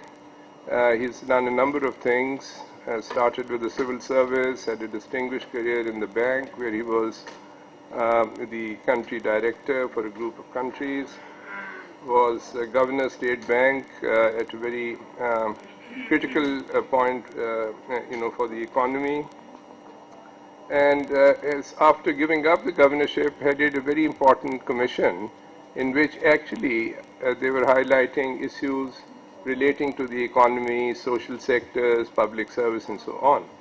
So, without much ado, I'll request Ishrat. The choice is yours, Ishrat. You can speak from there or come up here. Yeah. Well, thank you very much. I am glad to be here. I just told Amina because I had made this commitment, so I postponed my trip to Tunis, which I was supposed to reach today, so I'll be traveling tomorrow morning. That's the importance I attach to this particular gathering. And I won't take much of time because macroeconomic situation is known to practically everyone sitting in this room, so it doesn't need any big, background information or discussion. And we also know what needs to be done. But I'll just give you my own assessment, because if you look at the media, and my good friend Arshad is here, so with due apology to all my friends in the media here, you get a very uneven picture. Those who are in favor of the government will select certain developments which are very favorable. Others who want to take an issue will paint a very bleak picture. And that is not very productive, because everybody is lost as to what the real picture is. So what I would do, because now I happen to be in academia and I don't have any affiliation with the government or with the private sector or with the opposition, I'll try to give you my own assessment as to what have been the positives in this economy since 2008, when we entered into a stabilization program with the fund. And I personally believe that a stabilization is a particular step, but the ultimate objective is how to revive growth, and the kind of growth which is both equitable, which is a very urgent need for this country because of the social and political problems, but also which is not dependent on external savings. So these are the two constraints which we have to keep in mind. Otherwise, if you don't have these constraints, you can have many permutations and combinations, and you can achieve the results. But keep in mind that a stabilization is a precursor for resumption of growth, but the growth which is going to affect the backward areas of Pakistan, particularly the Balochistan and the Khyber Pakhtunkhwa, which are the most backward provinces, but also interpersonal equity issues where the concentration of income and wealth has proceeded at a much faster speed. So what are the positives? Unlike those prophets of doom and gloom who predicted after the floods that Pakistan is just going to have a complete, wrecking of the economy, this economy has proved to be very resilient. And those of us who were arguing that this can be both a boom will now realize that for the first time the agriculture crops are going to exceed all the targets which were placed for them, because the moisture content, even in the arid lands which otherwise would not produce the kind of yields, have actually improved. So that is the positive side, that the flood, despite all the devastation to the human lives and the property, has been able to create the positive impact on the rural economy. The inflation, which was being predicted to cross about 20-25% in the post-flood period, is actually down about 2-3 percentage points from the post-flood peak, although to my liking it still remains quite high in the double digits. And the tolerance level for Pakistan inflation, both from the fiscal side but also from the income distribution side, I think is single digit. So we have to come back to the single digit. The government belatedly took some steps for revenue generation, but it's too late, because these steps should have been taken at least 6 or 7 months ago, not right now. But at least there is some movement which will try to fill in the gap between the expenditure and the revenues.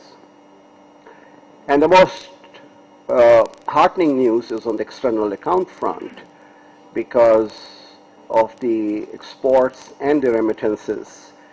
The current account is looking pretty good. Now, what are the negatives?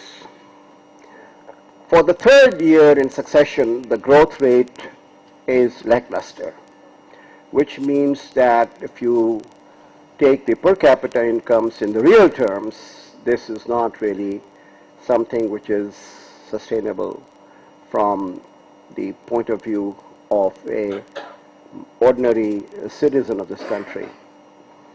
And inflation is redistributing incomes, while the self-employed, the rural economy, the recipients of the remittances, and the exporters are the gainers from this.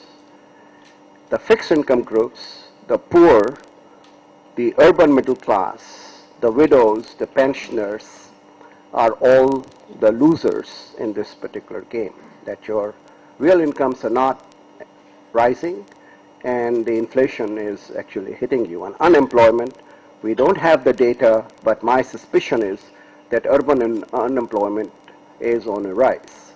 So that is what is really not a very pleasant situation. And the root cause of this, in my view, is the public finances.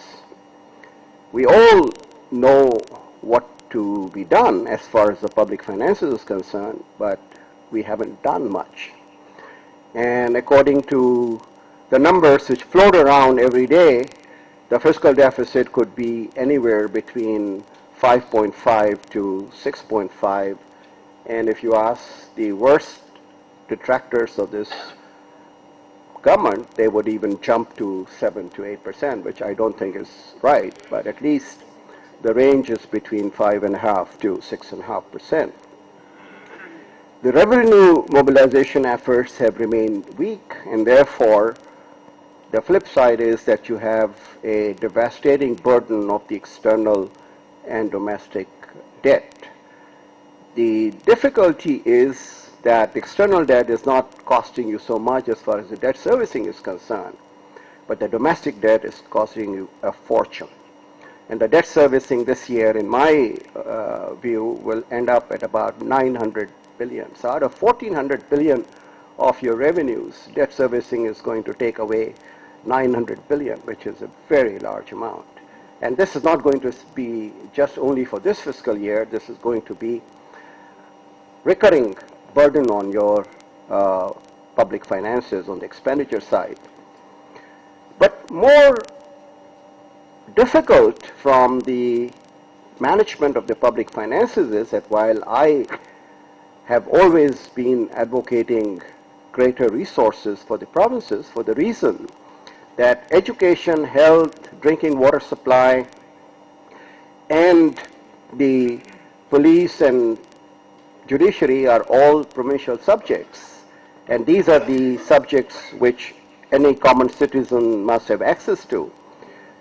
The distribution between the federal and the provincial was very skewed. It was the federal government which was getting most of the resources and the provincial governments were not getting. So it's quite good. But you have a situation that the transition has become quite difficult to manage. The inflexible expenditures of debt servicing, of defense, of law and order and security, including the federal security forces in the frontier and Balochistan, plus the police, federal agencies, are all in the kitty, are being financed as the kitty of the federal government. But the federal government's share of the total revenues, which is stagnant, is declining. And the provinces have no incentive to raise their own resources. My own calculations show that if Karachi, Lahore, and Islamabad urban immovable property valuation base is changed, then the three governments, the provincial government of Sindh, Punjab, and the Federal Capital Territory, would be having surplus as far as their own budgets are concerned. But there's no effort being made.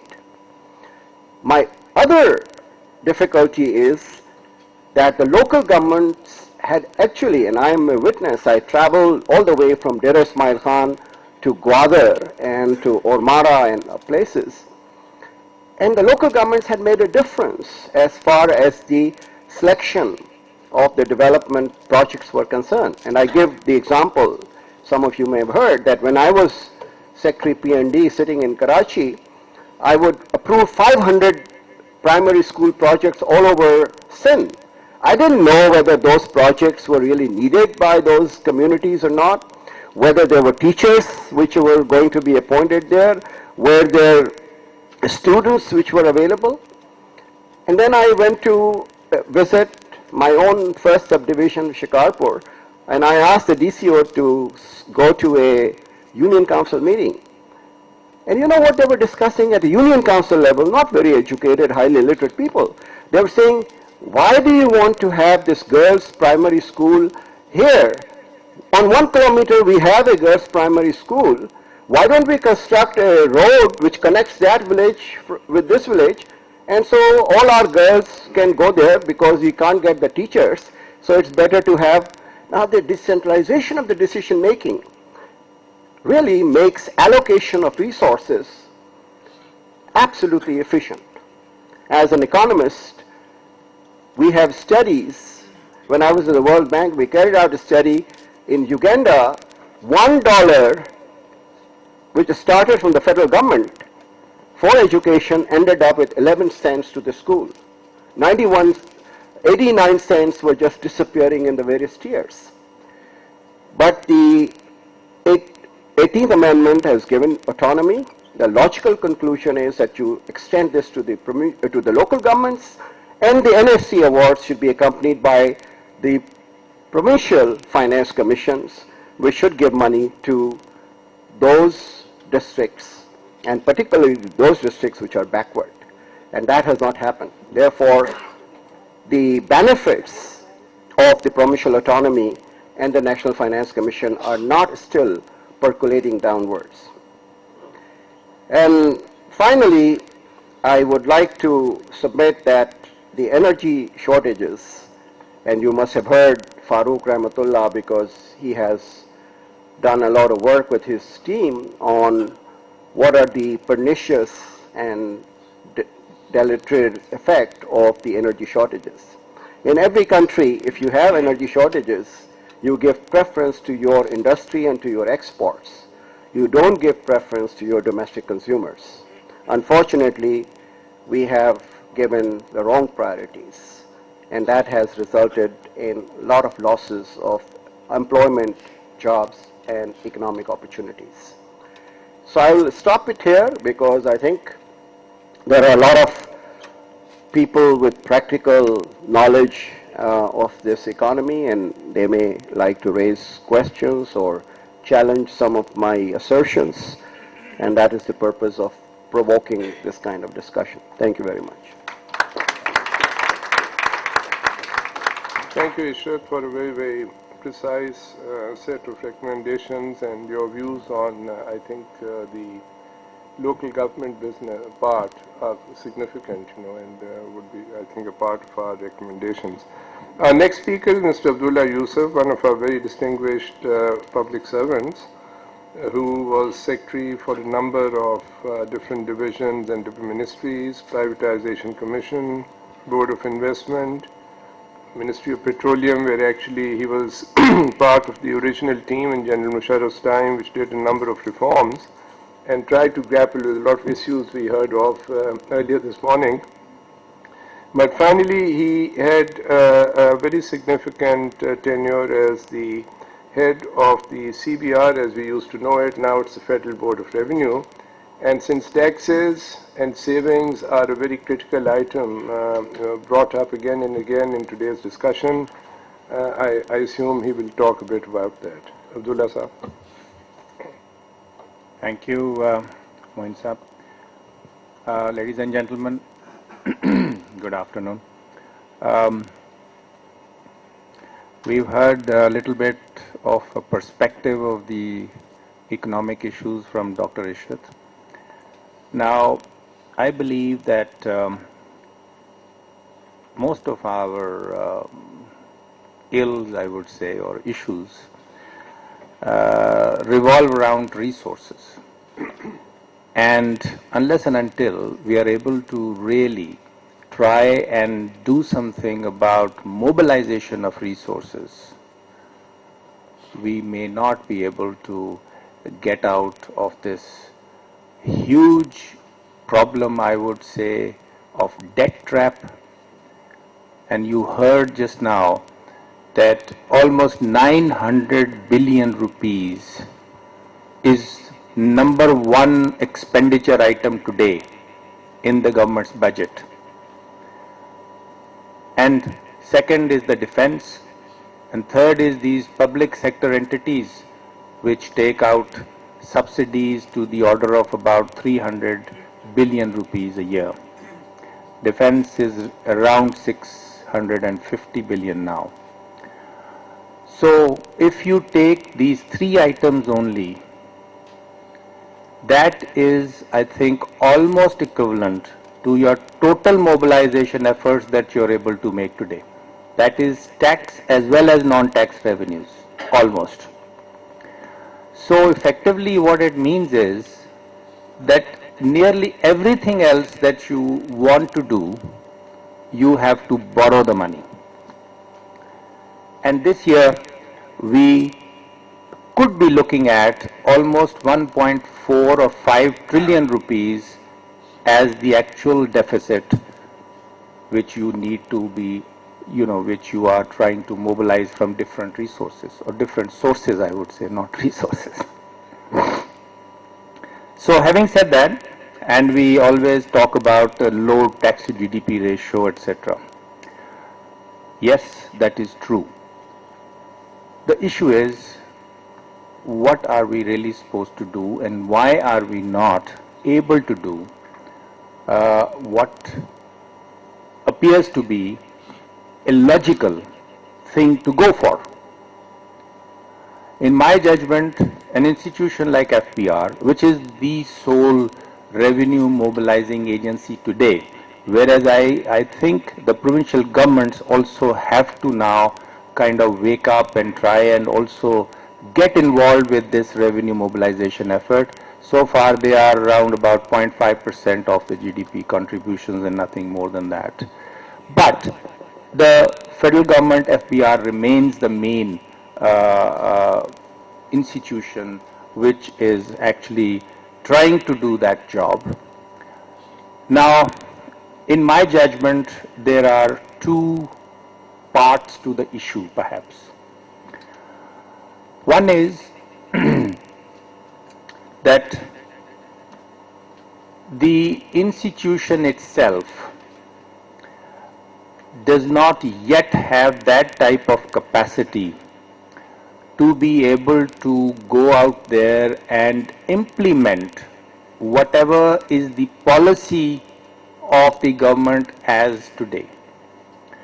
So what happens that all the gaps which exist, and our economy being a cash-based economy, non-documented economy, etc., there is ample opportunity for people to try and get away, and they do. And there is obviously collusion also which takes place, and everything else, whatever is possible, is done. According to one of the studies of the World Bank, what we call as a tax gap, basically the tax gap is based on whatever you have as a policy taxed various sectors of the economy.